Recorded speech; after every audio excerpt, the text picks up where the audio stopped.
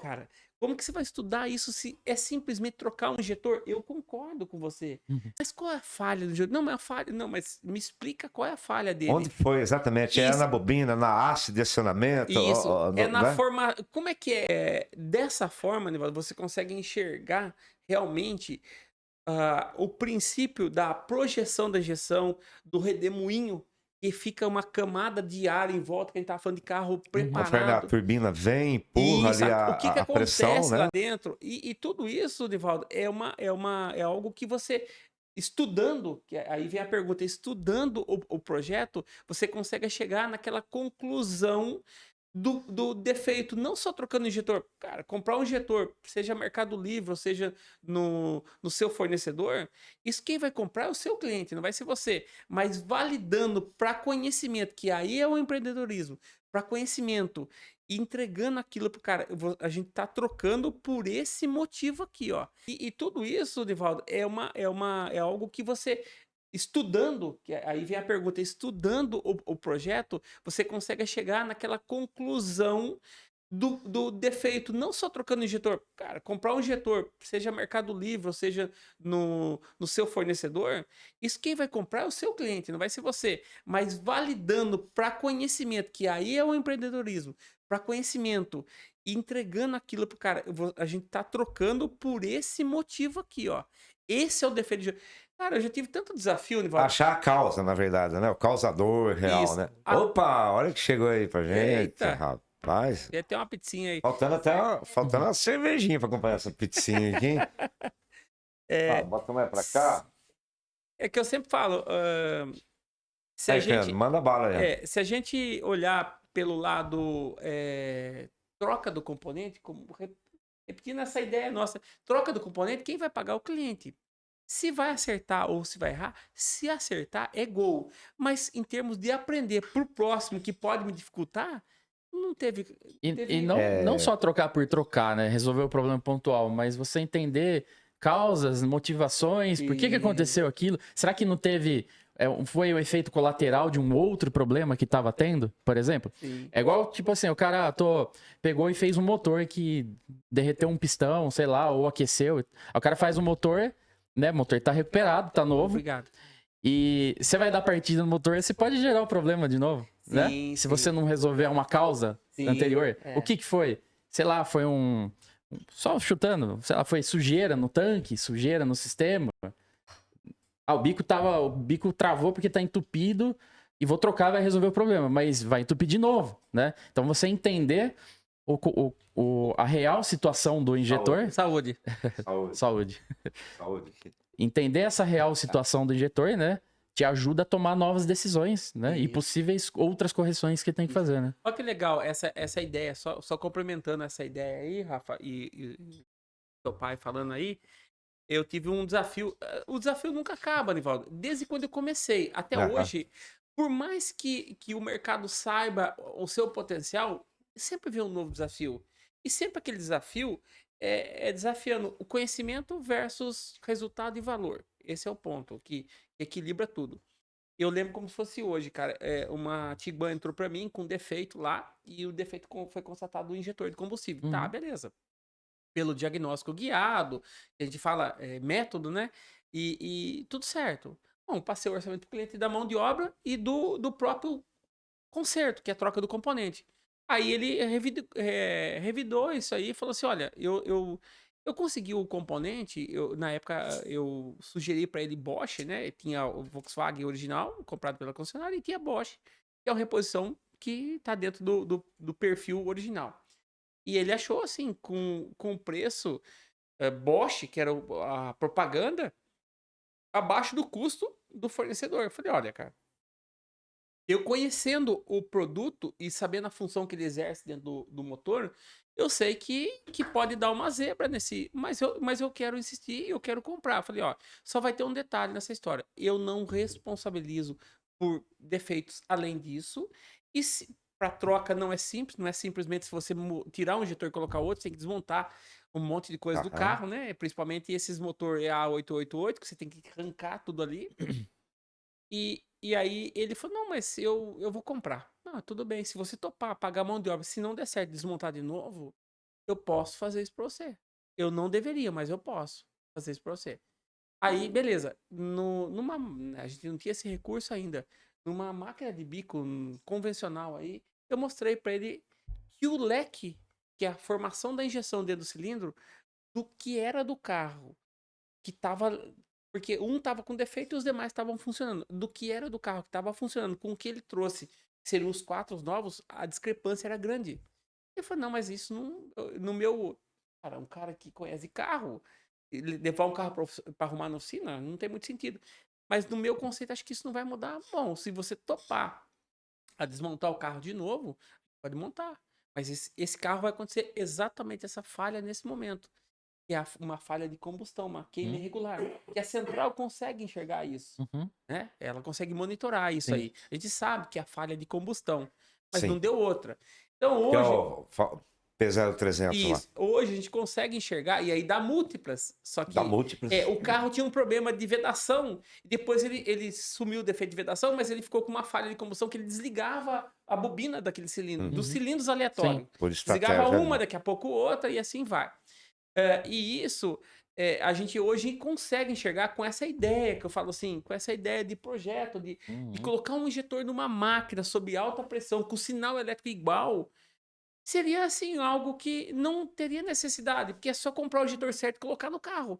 Mas é algo que vai abrir a mente da pessoa a fazer a coisa Sim, claro. com conhecimento técnico. Por que ele está fazendo aquilo? Sim. Como você montar o motor de um carro, como o Nivaldo fazer Mesma um coisa. teste de um alternador pilotado, como ligar um regulador em bancada. Não precisa ligar em bancada, coloca lá. Não funcionou, meu amigo, vamos trocar o alternador inteiro.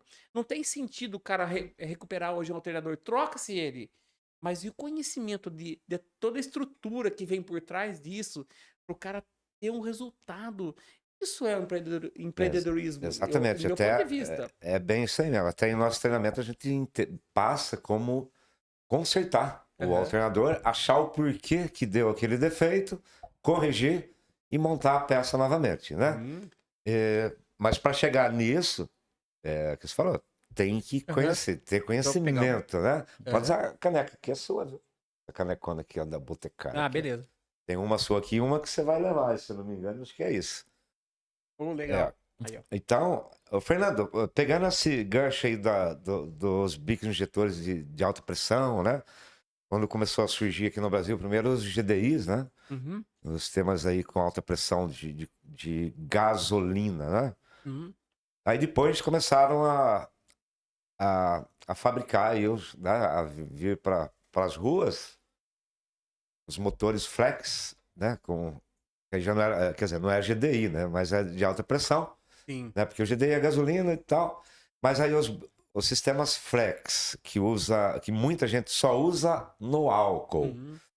Agora, você que é o cara da injeção direta, eu acho que é uma pergunta que muita gente tem dúvida também, é uma questão que muita gente tem dúvida. Essa adição de mais álcool aí na gasolina, mesmo para um carro GDI, né, que está acostumado a andar só na gasolina, e de repente essa transformação o flex, né, o cara que vai usar, é legal mesmo? Vai ter problema? Pode usar só álcool? Usa mais gasolina? O que você sugere? O que você tem assim como opinião formada sobre isso? Você que é um mestre nessa área. Então, a primeira geração dos carros que vieram para cá, 2006, ele veio preparado um sistema para 10% de etanol. Somente 10%. E já chegou no Brasil já com 16, 15, assim por diante, quando não era 20. Tá? Já começou os problemas. Os Passat variantes, Isso, né? isso. Nessa geração, que é os primeiros motores que vieram, eles passaram por recalibrações de software, até mesmo porque para eliminar o sistema que é a injeção estratificada, que é Sim. fazer a injeção de combustível na fase subida do pistão e de forma controlada pela curva de movimento do motor e tudo mais. Tá, beleza. Então, eles precisaram fazer uma modificação já para poder atender que o nosso combustível não tinha o que o projeto atendia lá fora. Beleza. Veio a geração Flex Fuel, né? Que atende o sistema GDI, que eliminou. Legal. Eliminaram partida frio, porque sobre alta pressão, a vaporização é muito maior, então quer dizer, Então, álcool combustão rápida gasolino, ali. cara, na verdade é uma névoa, a fragmentação do combustível versus o ar ali é uma névoa que nunca a gente ia conseguir numa pressão de 5 bares, tá? Isso foi legal. Só que para acontecer isso, Nivaldo, a bomba do tanque continua sendo uma bomba que já passou por evoluções de construção para atender o álcool. Aham. Só que a parte mecânica da bomba de acionamento, que é transformar a baixa pressão em alta Uhum. pressão, ela continua sofrendo o mesmo problema que é a lubricidade do combustível. Quando você trabalha com álcool, a lubricidade cai muito. Como é um acionamento mecânico, é movimento mecânico transformando em alta pressão, Uhum. isso gera muito desgaste.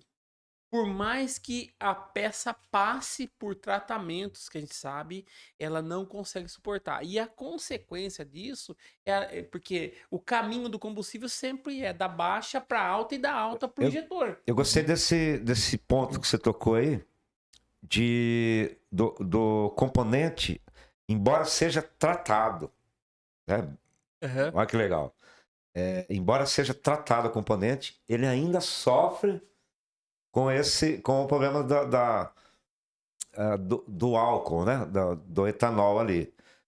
Então, quer dizer, tem que ter um estudo maior em cima disso, então. Ou será que eles estão deixando passar? Tá passando, tá bom? Será que...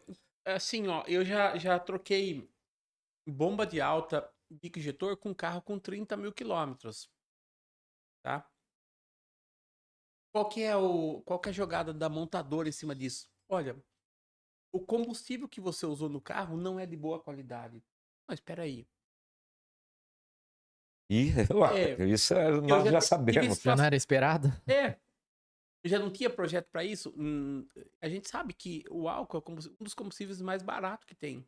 Para adulterar o álcool, mais barato do que o próprio componente que vai no álcool, posso colocar água. Uhum. E para colocar água, não é só o sistema de alimentação que vai sofrer com isso. Toda a estrutura do motor vai sofrer com isso. Então, esse problema, Nivaldo, ainda continua acontecendo. A gente troca muito injetor, bomba de alta lá, principalmente dos carros que rodam com etanol.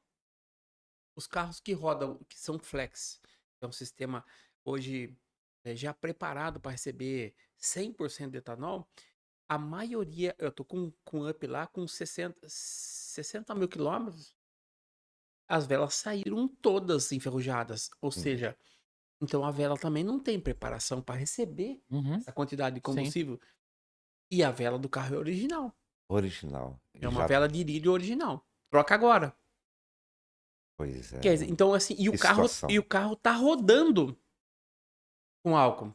Ele tirou novo. Então, quer dizer, o preparo realmente de queima, de lubricidade, de evaporação desse contaminante que é formado ali, ele continua ainda. E a baixa lubricidade, ele continua do mesmo jeito. Então, meu ponto de vista é assim, o sistema de injeção direta é uma evolução real, né?